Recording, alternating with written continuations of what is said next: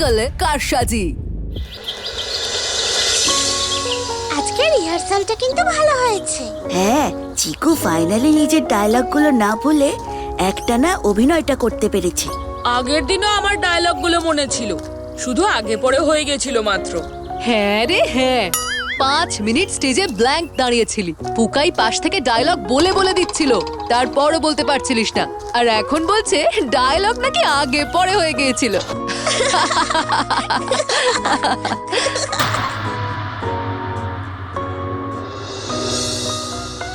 Sir বললেন এখন থেকে নাকি রোজ রিহার্সাল হবে, নইলে এত বড় নাটকটা স্টেজে পারফর্ম করাটা খুব চাপ হয়ে যাবে।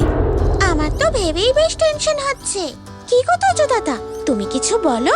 এই দাঁড়া দাঁড়া, তোজো আমাদের সাথে আসছেই না। ও ওই গলিটার মুখে দাঁড়িয়ে গেছে। এই তোজো, আয়, ওখানে এরকম দাঁড়িয়ে গেলি কেন?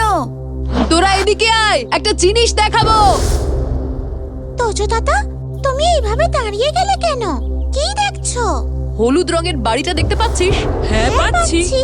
ওই বাড়িটায় আমার এক সময়ের খুব প্রিয় একজন বন্ধু থাকতো।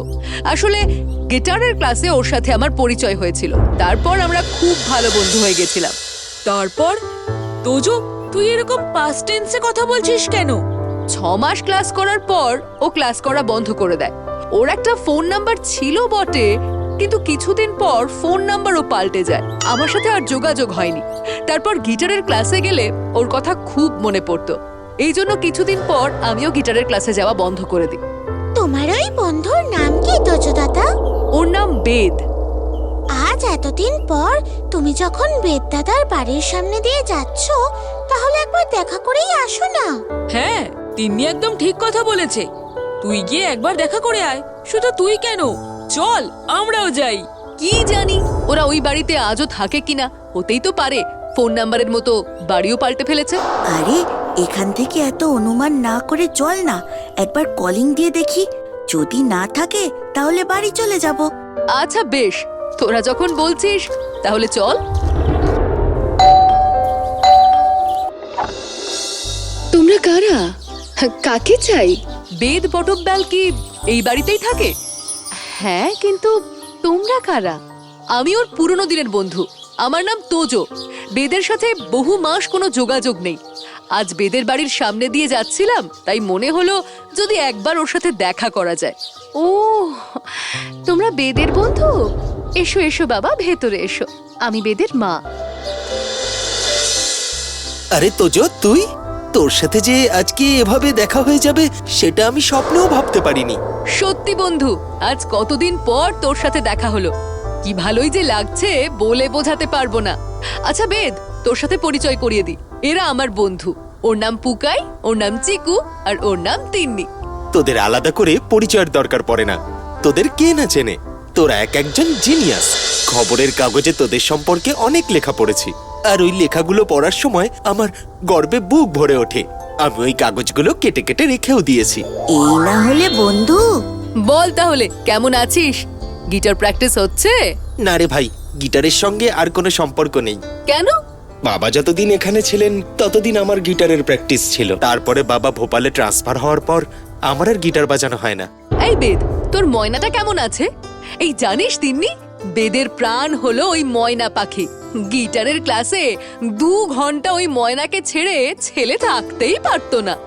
ময়নাটা আর নেই রে, ও আমাকে ছেড়ে চলে গেছে। কি বলছিস তুই? হ্যাঁ রে, আজ থেকে 2 সপ্তাহ আগে ময়নাটা মারা গেছে। দেখ, ও একটা পাখি, ওর একটা আয়ু আছে। একদিন না একদিন মারা যাবে, এটা খুবই সত্যি কথা। কষ্ট হলেও মেনে তো নিতেই হবে, তাই না? কিন্তু ও যেভাবে মারা গেছে সেটা খুবই মর্মান্তিক। ওই দৃশ্য চোখে দেখার মতো না রে। কেন? কি হয়েছিল ওর? কোনো ব্যাখ্যা নেই, একটা অস্বাভাবিক মৃত্যু বলতে পারিস। সবকিছুই ঠিকঠাকই চলছিল। হঠাৎ একদিন সকালবেলায় ঘুম থেকে উঠে দেখি ময়নাটা বারান্দায় পড়ে আছে। এইভাবে পাখির মৃত্যু হয়েছে মানে কোনো রকম বিষক্রিয়া হয়েছিল। রোজ যা খাবার খেত সেই দিনও সেটাই খেয়েছিল, অন্য কিছু খায়নি তো। তবু কোথা থেকে যে কি হয়ে গেল বুঝতেই পারলাম না। সকালবেলায় উঠে দেখেছিলাম ওর খাঁচাটা ভাঙা, আর আমার ময়নাটা খাঁচাটা বাড়ির ভেতর থাকতো, হ্যাঁ, তাহলে ভাঙলো কে? আসলে এই বাড়িতে আমি, মা, বাবা এবং আমার দুজন পিসি থাকি। আমার ছোট পিসি শারীরিক প্রতিবন্ধী, ক্ল্যাচ নিয়ে হাঁটে, কিন্তু খুব ভালো আঁকতে পারে। তাই ছোট পিসির কাছে অনেক স্টুডেন্টরা আসে আঁকা শিখতে। তার মধ্যে থেকে অনেকেই ময়নার খাঁচাটা বারবার খুলে দিত। এই জন্য আমি খাঁচায় না তালা দিয়ে রাখতাম, আর তালার চাবি থাকতো একমাত্র আমার কাছে। সেই দিন সকালে খাঁচাটা ভাঙা ছিল, তার মানে কেউ জোর করে ময়নাকে বার করেছিল। হ্যাঁ, তাই আমার মনে হয় আমার ময়নার হত্যা করা হয়েছে। কেউ যদি ওর হত্যা করে থাকে তাহলে তাকে শাস্তি পেতেই হবে। আমরা আমাদের সর্বস্ব দিয়ে চেষ্টা করব। আচ্ছা, তুই কি ময়না মারা যাওয়ার আগে বা পরে কোনো অস্বাভাবিক ঘটনা লক্ষ্য করেছিলিস বাড়িতে? না তো, কোনো অস্বাভাবিক ঘটনা ঘটেনি, কিন্তু ময়না মারা যাওয়ার পরে হঠাৎ করে আমার বড় পিসি খুব অসুস্থ হয়ে পড়ে। বাবা থাকে না বাড়িতে, মা একা দুজন মানুষের দেখাশোনা করতে করতে ক্লান্ত হয়ে পড়ে। কি হয়েছে তোর বড় পিসি? বড় পিসিকে যতবারই এই নিয়ে প্রশ্ন করা হয়েছে উনি কখনোই উত্তর দেয়নি। কি ঘটেছিল সেদিন? আমি ঠিক পুরো ঘটনাটা জানি না। সেদিন ছিল একটা রবিবার, বাড়িতে টিচার এসেছিল আমাকে ক্লাস করাতে। হঠাৎ একতলার ঘর থেকে বড় পিসির চিৎকারের আওয়াজ শুনতে পাই। সেটা শুনতে পেয়ে আমি যখন দোতলার ঘর থেকে সিঁড়ি দিয়ে ছুটে যাই, তখন দেখি বড় পিসি প্রায় অজ্ঞান অবস্থায় পড়ে আছে, আর মুখ দিয়ে অল্প অল্প ফেনা বেরোচ্ছে। হ্যাঁ না? হ্যাঁ, ফেনা, কিন্তু কিভাবে বোঝাই বলতো? ধর, ব্রাশ করলে যেরকম ফেনা হয় না, অনেকটা সেরকম। তারপর মা ডাক্তার ডাকেন। আমাদের বাড়ির হাউস ফিজিশিয়ান অমলেন্দু কাকু বাড়ি আসেন। বড় পিসির চিকিৎসাও হয়। এখনো বড় পিসি পুরোপুরি সুস্থ হয়ে ওঠেনি, নিজের পায়ে হাঁটার জোর পায় না। সে কি কথা? একবার বড় পিসির সাথে দেখা হতে পারে? হ্যাঁ, চল না, বড় পিসি নিজের ঘরেই আছেন।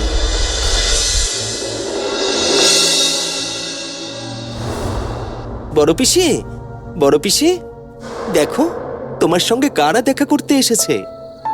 এই অসময়ে আবার কে এলো? এরা আমার বন্ধু।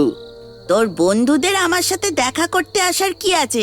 হ্যাঁ, আপনি বেদের বড় পিসি, মানে আমাদেরও বড় পিসি। তাই আপনি অসুস্থ শুনে আমরা দেখা করতে এলাম। এখন কেমন আছেন আপনি? আমি ওই একরকম আছি বাবা, বলতে পারো ওষুধের উপরেই বেঁচে আছি। ওই রবিবার কি হয়েছিল যার জন্য আপনি চিৎকার করে উঠেছিলেন? ভয় পেয়েছিলেন কিছু দেখে? কি জানি কি হয়েছিল, কিছুই তো মনে করতে পারি না। বড় পিসি, আপনার কি কুকুরে খুব ভয়? হ্যাঁ, পিসির কুকুরে খুব ভয়। কিন্তু তুই কি করে জানলি? ওই যে জানলার বাইরে বেগুনি রঙের বোতলগুলো ঝুলছে, ওগুলো দেখে আন্দাজ করলাম মাত্র। পিসি বলে এই পাড়ার কিছু কুকুর নাকি পিসির জানলার ওই পারে উৎপাত করে, তাই ওদের তাড়ানোর জন্য পিসি এই বেগুনি রঙের বোতলগুলো রেখেছে। এই বোতল দেখলে নাকি কুকুরে ভয় পায়। কুকুরের উৎপাত বলতে কিরকম উৎপাত? সেটা তো পিসি ভালো বলতে পারবে, কারণ আমি কোনোদিনও এই পাড়ার কুকুরদের কোনো উৎপাত দেখিনি। শুধু আমি বলে নয়, পাড়ার কেউই কুকুরের উৎপাত দেখে অভ্যস্ত নয়। আরে আর বলো না বাবা, কুকুরগুলো জানলা দিয়ে ঘরের মধ্যে ঢোকার চেষ্টা করে, দিদি বিরক্ত করে মারে আমায়, তাই এই বোতল ঝুলিয়েছি। এই বেদ, এই ঘরে কোনো ডাস্টবিন আছে রে? আমার পকেটে অনেকক্ষণ ধরে একটা খালি চিপসের প্যাকেট পড়ে আছে। ডাস্টবিন খুঁজে পাচ্ছি না যেটায় ফেলবো। ওই তো দরজার পাশে একটা ডাস্টবিন আছে। পিসির ঘরের ডাস্টবিন তো ফাঁকাই পড়ে থাকে।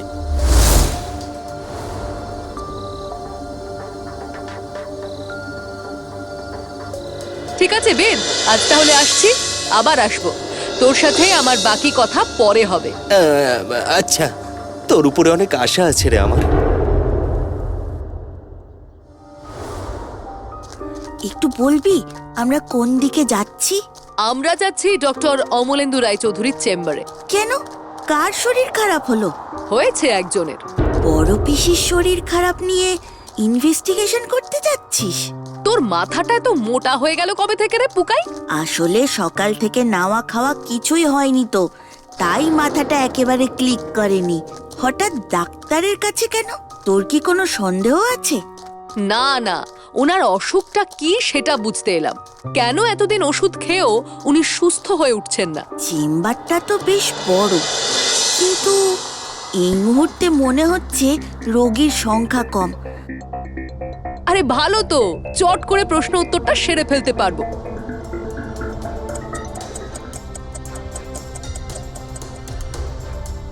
হ্যাঁ, আমি ওনার চিকিৎসা করছি, কিন্তু কেন বলো তো? তোমরা হঠাৎ এই প্রশ্ন করছো কেন? আসলে আজ এতদিন চিকিৎসার পরও পিসি নিজের পায়ে কেন দাঁড়াতে পারছে না? কি এমন অসুখ করেছে পিসির, সেটাই জানতে এলাম। আমি সেদিন বাড়িতে গিয়ে দেখে ওনার মুখ দিয়ে ফেনা বেরোচ্ছিল। হতে পারে খাবারে কোনো রকম ভাবে বিষক্রিয়া হয়েছিল। আমার ওষুধে উনি অনেকটাই সুস্থ হয়ে উঠেছেন, বাকিটা আর খানিকটা সময় লাগবে। Thank you so much doctor. আশা করি বড় পিসি তাড়াতাড়ি আবার নিজের পায়ে হাঁটতে চলতে পারবেন। Hope so.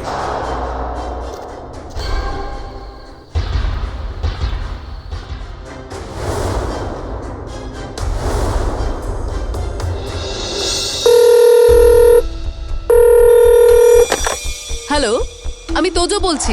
সর্বনাশ হয়ে গেছে তোজো। আজ সকাল থেকে মাকে খুঁজে পাওয়া যাচ্ছে না। ঘড়িতে রাত 11টা বেজে গেল, কিন্তু এখনো মায়ের কোনো খবর নেই। সে কি বলছিস বেদ? তুই আমাকে আগে এটা জানাসনি কেন?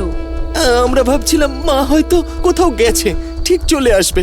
কিন্তু যখন বিকেল গড়িয়ে সন্ধে থেকে রাত হয়ে গেল, তখন বুঝলাম ব্যাপারটা স্বাভাবিক নয়। ঠিক আছে, তুই ফোন রাখ, আমি এক্ষুনি ইন্সপেক্টর আঙ্কেলকে নিয়ে বাড়িতে আসছি। বাড়ির সবাইকেই তো মোটামুটি জেরা করে ফেললাম, কিন্তু কেউ কিচ্ছু জানে না। ইন্সপেক্টর আঙ্কেল, এবার বাকিটা আপনার হাতে। আপনি কিছু একটা করুন। আপাতত আমি ওনার ছবিটা নিয়ে যাচ্ছি, তারপর কোনো খোঁজ পেলে তোমাদের জানাবো। Thank you. চল তো একটু ছোট পিসির ঘরে যাই, আমার ওনার কাছে কিছু প্রশ্ন আছে। ঠিক আছে, চল।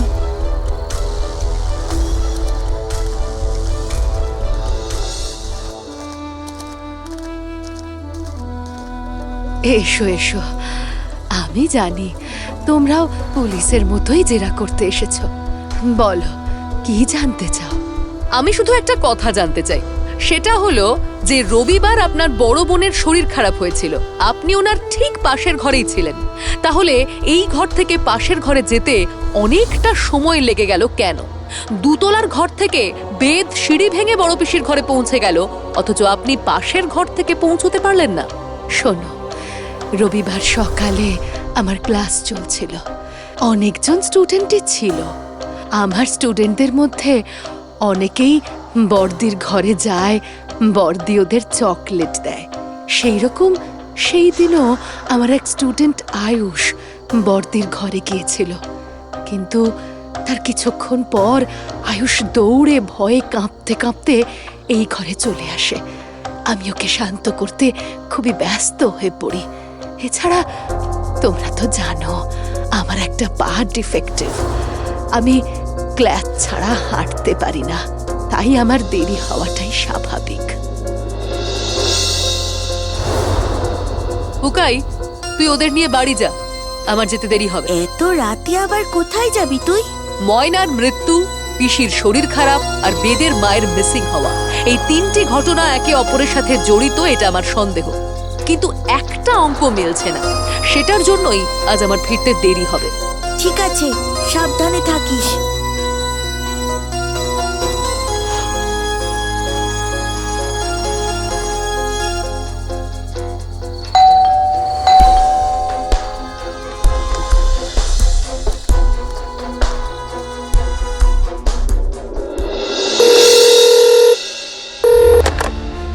পুকাই, আজ রাত 10টায় তিন্নি চিকুকে নিয়ে তুই বেদের বাড়ি পৌঁছে যাস।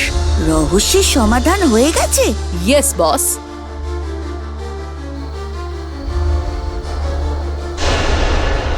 মায়ের খবরটা শুনে বাবাও ছুটি নিয়ে চলে এসেছে। ফ্লাইটের টিকিট অ্যারেঞ্জ করে আসতে বেশ খানিকটা সময় লেগে গেল।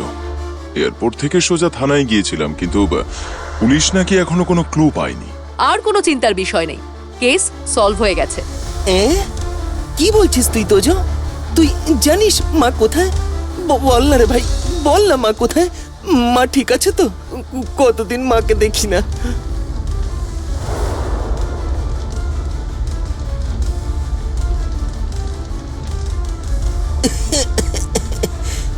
এইসব কি হচ্ছে? ইলেকট্রিকের তার পোড়া গন্ধ বেরোচ্ছে কোথা থেকে? মনে হয় শর্ট সার্কিট হয়েছে। এক্ষুনি আমাদের পালাতে হবে, যে কোনো মুহূর্তে আগুন লেগে যাবে। এ বাবা, আগুন লেগেছে তো, পালাতে হবে আমাদের। এ বাবা, চলো চলো জল নিয়ে এসো। জল নিয়ে এসো সবাই। আরে পালাও পালাও, সবাই পালাও, তাড়াতাড়ি পালাও পালাও পালাও।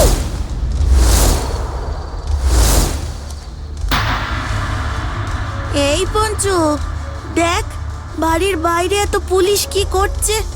দাঁড়াও বর্দি, আমি তো কিছুই বুঝতে পারছি না। প্রতিবেশীরা কোথায়? এ তো দেখছি পুলিশ দাঁড়িয়ে আছে। বড় পিসি, আপনি তো নিজের পায়ে হাঁটতেই পারেন না, তাহলে এত তাড়াতাড়ি বাড়ির বাইরে বেরিয়ে এলেন কি করে? আগুনে পুড়ে যাওয়ার ভয়, নাকি আপনার অসুস্থতাটা পুরোটাই নাটক? মোটেই না, আমি অমলেন্দু ডাক্তারের চিকিৎসায় একটু সুস্থ বোধ করছি, তাই বেরোতে পেরেছি। বিমলা দেবীকে কোথায় লুকিয়ে রেখেছেন ভালো ভালো বলে দিন, নইলে পুলিশ কিভাবে উত্তর বের করতে পারে সেটা আপনার ধারণাও নেই। এই পুলিশটা আমার দিকে তাকিয়ে সব কথা কেন বলছে পঞ্চু? আমি কি জানি না কি বিমলা কোথায়? হ্যাঁ, আপনি জানেন কাকিমা কোথায়। এখনো সময় আছে, বলে দিন। দেখ পঞ্চু দেখ, তোর ছেলের বন্ধুরা বিমলার উদাও হওয়ার পিছনে আমাকে দোষী ঠাওরাচ্ছে। ডক্টর অমলেন্দু রায়চৌধুরী কিন্তু পুলিশের হেফাজতে আছে। এবার কি আপনি বলবেন? অমলেন্দু ডাক্তার, অমলেন্দু ডাক্তার, অমলেন্দু ডাক্তার, অমলেন্দু ডাক্তার। আর কোনো চালাকি করার চেষ্টাও করবেন না। আপনার এগেনস্টে সব প্রমাণ আমাদের কাছে আছে কিন্তু। এসব কি বলছেন অফিসার? উনি আমার বড় দিদি, আমাদের ছোট থেকে বড় করে তুলেছেন। উনি বিমলাকে খুবই ভালোবাসেন, একেবারে নিজের বোনের মতো। বর্দি কেন বিমলাকে কিডন্যাপিং করাতে যাবে? লোভে পাপ, পাপে মৃত্যু। মানে কি বলছিস তুই? প্লিজ আমাদের একটু ভেঙে বল না, আমরা কিছুই বুঝতে পারছি না। বলছি বড় পিসির ঘরের জানলার বাইরে কুকুর তাড়ানোর জন্য যে বেগুনি রঙের বোতলগুলো ঝোলে, ওগুলোর মধ্যে কি আছে কখনো প্রশ্ন করেছিস বেদ? না, ওই বিষয়ে কখনো মাথা ঘামাইনি তো। ওই বোতলগুলোর মধ্যে রয়েছে বিষাক্ত কেমিক্যাল, যেগুলোর সাহায্যে বড় পিসি চেয়েছিল ছোট পিসিকে মেরে ফেলতে। আজ বিমলা কাকিমার জন্য ছোট পিসি বেঁচে রয়েছে। এসব কি বলছো? বড়দি কেন আমাকে খুন করতে চাইবে? আপনার আঁকার প্রতিভাকে হিংসে করে আপনার বড়দি। আপনার কাছে এত স্টুডেন্ট আসে, আপনি দেশ বিদেশ থেকে সম্মান পান, খবরের কাগজে আপনার নাম ছাপা হয়। এই সবের জন্য উনি ভীষণ হীনমন্যতায় ভোগেন। উনি চেয়েছিলেন আপনাকে খুন করে পুরো দোষটা বেদের মা বাবার ওপর চাপিয়ে দিতে। উনি কাকুকেও খুব হিংসে করেন। কাকুর সুখী পরিবার উনি সহ্য করতে পারেন না, তাই উনি চেয়েছিলেন আপনাকে মেরে বেদের পুরো পরিবারকে ছারখার করে দিতে। ছি ছি ছি ছি ছি ছি, তুমি এতটা নিচে নামতে পারো আমি ভাবতেই পারিনি বর্দি। তুমি না আমাকে নিজের ছেলের মতো ভালোবাসতে, সেই তুমি আমাকে জেলে পাঠানোর ব্যবস্থা করছিলে। ছি! মিথ্যে মিথ্যে মিথ্যে, এই সব মিথ্যে। পঞ্চু বিশ্বাস কর, আমি তোর কোনো ক্ষতি করতে চাইনি, তোর কোনো ক্ষতি আমি করতামও না। আমি শুধু চেয়েছিলাম ছোটকে সরিয়ে দিতে। কিছুদিন আগে বাড়ির উইল আমার হাতে আসে, সেটা পড়ে আমি জানতে পারি বাবা নিজের স্থাবর অস্থাবর সব সম্পত্তি ছোটর নামে করে গেছে। আমার জন্য বা তোর জন্য কিছুই রাখেনি। ছোট থেকেই আমি দেখেছি ছোট বোন খুঁড়িয়ে হাঁটতো বলে সবাই ওকে মাথায় করে রাখতো। সব আদর ভালোবাসা যত্ন শুধু ওর জন্য ছিল। আমিও তো ওই বাড়িরই মেয়ে, কিন্তু আমি তার এক ভাগও পাইনি। ছোট থেকে এই অন্যায়গুলো সহ্য করেই বড় হয়েছি, কিন্তু উইলটা দেখে আমি আর নিজেকে ঠিক রাখতে পারিনি। বাবার উইল অনুযায়ী ছোটর অবর্তমানে সব সম্পত্তি তোর আর আমার মধ্যে ভাগাভাগি হয়ে যাবে। এই জন্যই আমি পুরো প্ল্যানটা সাজাই। কিন্তু পঞ্চু বিশ্বাস কর, আমি কোনোদিন তোর কোনো ক্ষতি করতে চাইনি রে। আপনি শুনতেই পেলেন, অপরাধী নিজের মুখে নিজের অপরাধ স্বীকার করে নিল। বড় পিসি, আমি আপনাকে বাজিয়ে দেখছিলাম, বাকিটা আপনি নিজেই ধরা দিয়ে দিলেন। আমার মা কোথায়? আমার মাকে ফিরিয়ে দাও। অমলেন্দুর গ্রামের বাড়িতে তোর মাকে লুকিয়ে রেখেছি। বড় পিসিকে কেমিক্যালের সাপ্লাই দিয়েছিলেন ডক্টর অমলেন্দু। বড় পিসি ওনাকে সম্পত্তি পাওয়ার পর 1 ভাগ দেবেন কথা দিয়েছিলেন। কিন্তু ওই কেমিক্যাল যে ডক্টর অমলেন্দু সাপ্লাই দিত তার প্রমাণ কি আছে? প্রমাণ ছাড়া তোজো কারোর দিকে আঙুল তোলে না। ফুকাই, মনে আছে তুই আর আমি ডক্টর অমলেন্দুর চেম্বারে গেছিলাম? উনি মুখে না বললেও ওনার চেম্বার থেকে আমি একটা বিরাট ক্লু পাই। বড় পিসির ঘরের ডাস্টবিনে সেদিন একটা চিপসের প্যাকেট ফেলতে যাওয়ার সময় আমি একটা কেমিক্যালের বোতলের লেবেল দেখতে পাই। আমার ব্যাপারটা খুব সন্দেহজনক লেগেছিল। তারপর 2-2 4 তখন হয় যখন আমি ডক্টর অমলেন্দুর চেম্বারে সেই সেম কেমিক্যালের বোতল দেখতে পাই। সেদিন রাতে তোদের বাড়ি পাঠানোর পর আমি বড় পিসির ঘরের পেছনে ওই কেমিক্যালের বোতল থেকে কিছুটা স্যাম্পল কালেক্ট করে কাশি মামার কাছে যাই। কাশি মামা নিজের পরিচিত একজনের থেকে সেই স্যাম্পলটা টেস্ট করিয়ে দেন। জানতে পারি এই কেমিক্যালটা ডেড বডি বহুদিন ভালো রাখার কাজে ব্যবহৃত হয়। বড় পিসি ওই কেমিক্যালটা ছোট পিসির জলের বোতলে মিশিয়ে দিত, যাতে ধীরে ধীরে কেমিক্যাল নিজের রিয়াকশন করা শুরু করে। বড় পিসি এই কেমিক্যালের প্রথম এক্সপেরিমেন্ট করেছিল বেদ, তোর পোষা ময়নার ওপর। এই জন্য ময়নাটা বিষক্রিয়ায় মারা যায়।